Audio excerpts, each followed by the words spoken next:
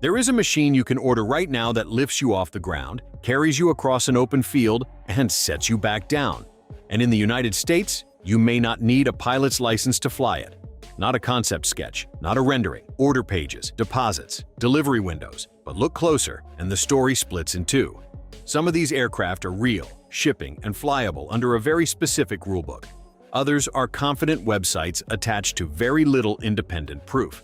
So I went through the 5 most talked about personal electric aircraft and separated what's verified from what's marketing. One of them made aviation history, one is already being handed to paying customers, and one has a headline price that almost everyone online is quoting wrong, including the video that sent me down this road in the first place. That last one matters most, because the gap between those 3 tells you whether you'd be buying an aircraft or buying a story.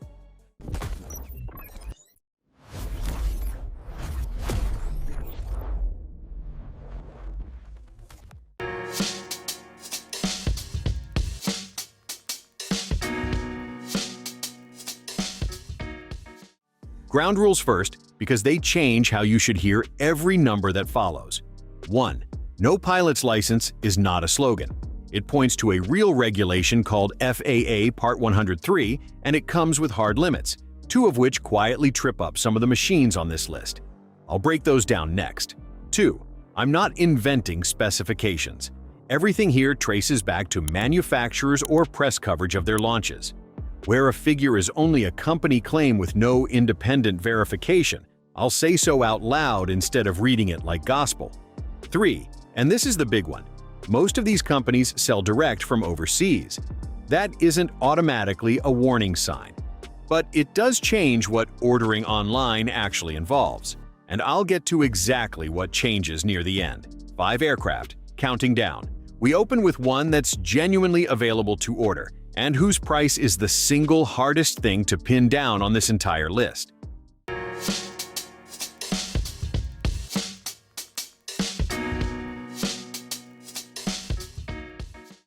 Here's the foundation, because everything else stands on it. FAA Part 103 covers ultralight vehicles. If an aircraft fits inside its limits, you can legally fly it in the US with no pilot certificate and no airworthiness certificate. That's not a loophole. It's been on the books for decades. Hang gliders and powered paragliders live there. The catch is that the limits are strict and unforgiving. The vehicle must be single-seat. It must weigh under 254 pounds empty. It's capped at a maximum full-power level flight speed of 55 knots, roughly 63 miles an hour, daylight hours only. And critically, no flying over congested areas, no flying over open-air gatherings of people, and recreational use only. Read those again, because 3 of them do real damage to the fantasy. You cannot commute over your city in one of these. You cannot fly it to work. You cannot use it for business. And that 254-pound empty weight is measured without a pilot, which is a genuinely tight budget once you've added 8 motors, arms, propellers, an airframe, and a battery pack heavy enough to lift a human being. So when a manufacturer says Part 103 compliant, the honest translation is, it's designed to fit that box, and the responsibility for actually staying legal falls on you, the operator. The FAA doesn't inspect or approve these aircraft. Nobody signs off on the claim. Keep that number, 254 pounds, empty, in your head. It's about to become the most interesting spec on this entire list, and it'll explain why one of these aircraft is quietly harder to fly legally than its own marketing suggests.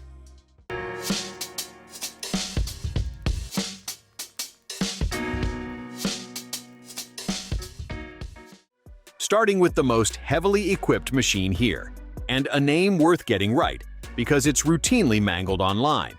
It's the Skytech X1, built by Skytech UAV, a Chinese manufacturer that markets it as a manned drone for recreational and research flying. Not Skytech. Spec-wise, it reads like a much more expensive aircraft. The company describes a roughly 45 kilowatt-hour battery pack feeding an 8-rotor coaxial propulsion system, a payload capacity around 100 kilograms, about 220 pounds, a top speed near 50 miles an hour, and endurance in the range of 40 minutes. The cockpit is where it gets interesting. Fly-by-wire joystick control, a 15-inch head-up display instead of conventional gauges, a central touchscreen handling navigation and diagnostics, 5G connectivity for weather data, Over-the-air software updates. On paper, that's a strikingly modern interior for this price bracket. Safety kit is equally ambitious. Obstacle detection, redundant flight controllers, and a ballistic parachute. Now the honest part, and it's important. Skytech's own website states plainly that the X1 is not certified for public transport use and positions it for enthusiasts and research under whatever experimental or ultralight rules apply where you're flying. That's the manufacturer saying it, not me being cautious on their behalf. I'd take that at face value. Pricing is where things get genuinely messy. The figure I keep seeing quoted is around $47,500. But independent aggregator sites list wildly different numbers for the same aircraft. One says $50,000, another says $125,000. Those sites appear to be auto-generated, and I wouldn't trust any of them. Translation: there is no reliable public price for the Skytech X1 as of now. If you want one, the only number that means anything comes directly from the company. That's a strange way to sell an aircraft. The next one solves that problem by already being in customers' hands.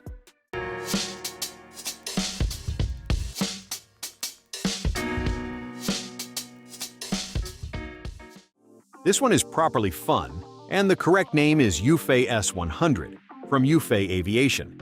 If you've seen it called the EU S100 or something similar, that's a transcription error making the rounds.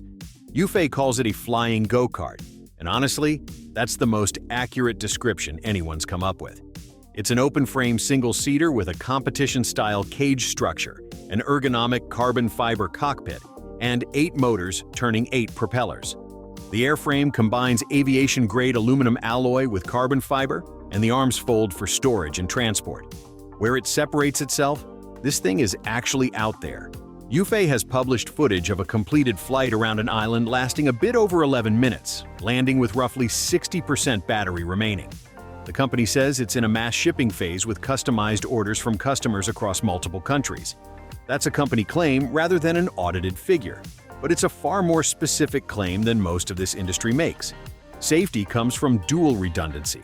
Yufei states the S100 can maintain flight if a single motor fails, and it includes an automatic landing function. The company also says most people can learn to operate it in about 30 minutes. Here's the detail I promised you back at the rulebook. Some listings put the S100's top speed around 64 miles an hour. Remember the Part 103 limit? 55 knots, or about 63 miles an hour. That figure sits right on the line, arguably over it. I'm not saying the aircraft is illegal. I'm saying that if you're buying specifically to fly license-free in the US, the exact certified top speed and the exact empty weight are questions you need answered in writing before money moves. Marketing pages round numbers. The FAA doesn't. Reported pricing lands somewhere in the $50,000 range, but treat that as approximate. Configuration and shipping change it. Next up is the only aircraft here that a national aviation authority has actually blessed.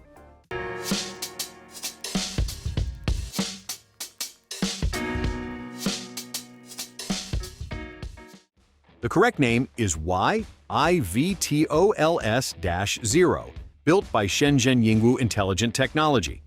Every version of this name I've seen in circulation is garbled, so that's the one to write down.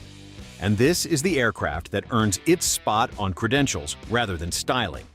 In September 2025, the S-ZERO became the first ultralight eVTOL to receive a special flight permit from the Civil Aviation Administration of China. That's a real regulator issuing a real document, a category of validation almost nobody else in this space holds. The specs are modest and, crucially, consistent across independent reporting. Maximum payload of 100 kilograms, or about 220 pounds. Top speed around 70 kilometers an hour, roughly 43 miles an hour. Endurance of 30 minutes. Range in the neighborhood of 35 kilometers, which is about 22 miles. None of those numbers will impress anyone chasing headline figures. That's rather the point. They're achievable, they're repeatable, and a regulator looked at them. The standout feature is the battery swap. Instead of waiting for a recharge, a depleted pack comes out and a fresh one goes in, reportedly in about 2 minutes. For anyone actually flying repeatedly in an afternoon, that's more valuable than an extra 10 minutes of endurance. Deliveries reportedly began in late 2025. and the company's COO has stated it's the first Chinese single-seat personal eVTOL to be insurance certificated. That last detail is quietly significant. An insurer agreeing to underwrite something is a form of due diligence money has to stand behind. YIVTOL doesn't publish a fixed retail price because configuration drives the cost. You'll see figures as low as $15,000 thrown around online. I can't verify that anywhere credible, and I'd ignore it entirely. Now we go backwards in time, to an aircraft you cannot buy at any price. It's here for a reason.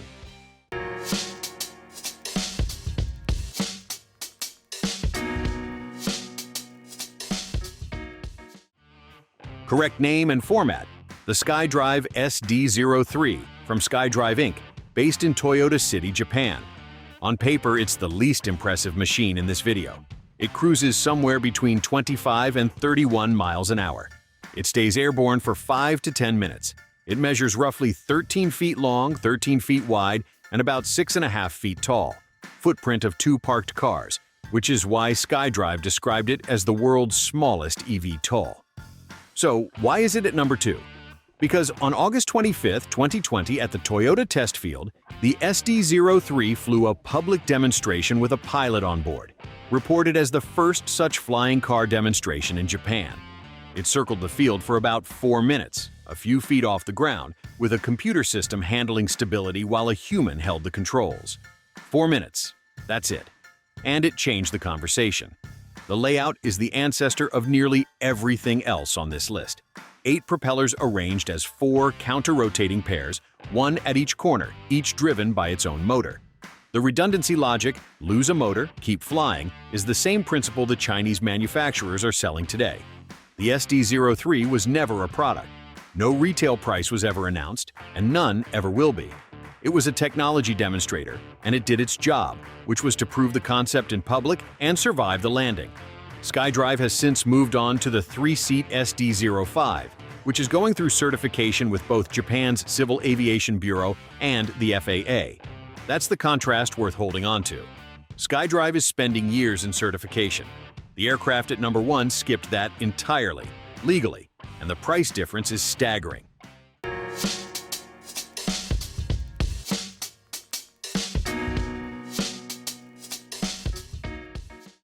Here's the one everyone's getting wrong, and I want to be precise about it. The correct name is the RTOR X4, an air mobility pod from Richter, the smart mobility brand of quick-wheel technology. It was unveiled at CES 2026 in Las Vegas in January. The design is smart: 4 carbon fiber arms, 8 motor and propeller units, 63-inch folding propellers, and a payload capacity of 100 kilograms, around 220 pounds, pilot included. Folded, it fits in the bed of a standard pickup truck. Top speed is about 50 miles an hour, with roughly 20 minutes of flight per charge.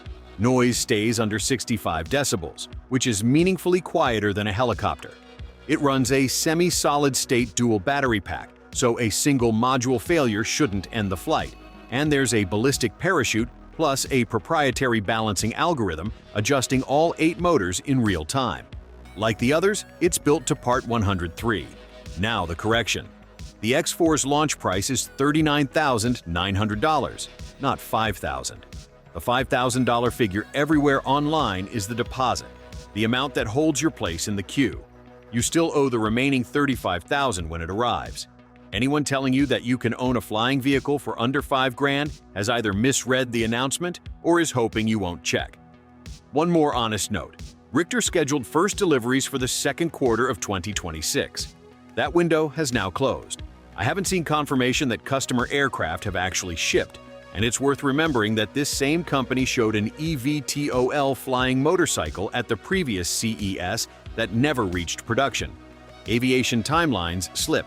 That's normal, but it's your deposit sitting in the gap. Which brings me to the part of this that nobody puts in a launch video.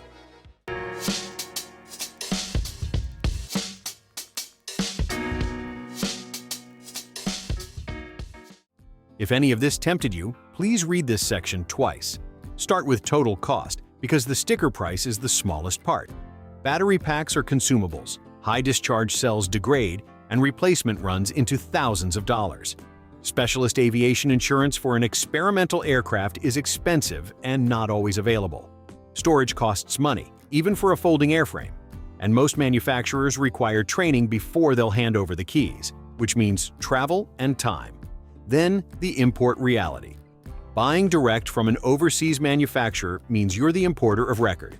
Customs, duties, freight for an oversized item, and, the one that hurts, warranty service. If a flight controller fails 18 months in, your support channel may be a messaging app and a shipping label to another continent.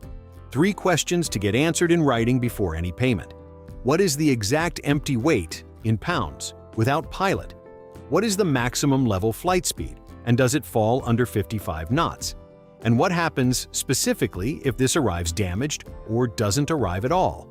Finally, verify who you're paying. These aircraft attract scams precisely because the price tags are large and the buyers are excited. Deal with the manufacturer or a documented authorized representative. Use a payment method with recourse. Be suspicious of urgency, of discounts for wiring money quickly, and of any listing on a third-party marketplace claiming to sell these at a fraction of the direct price. None of that means don't buy one. It means buy one with your eyes open.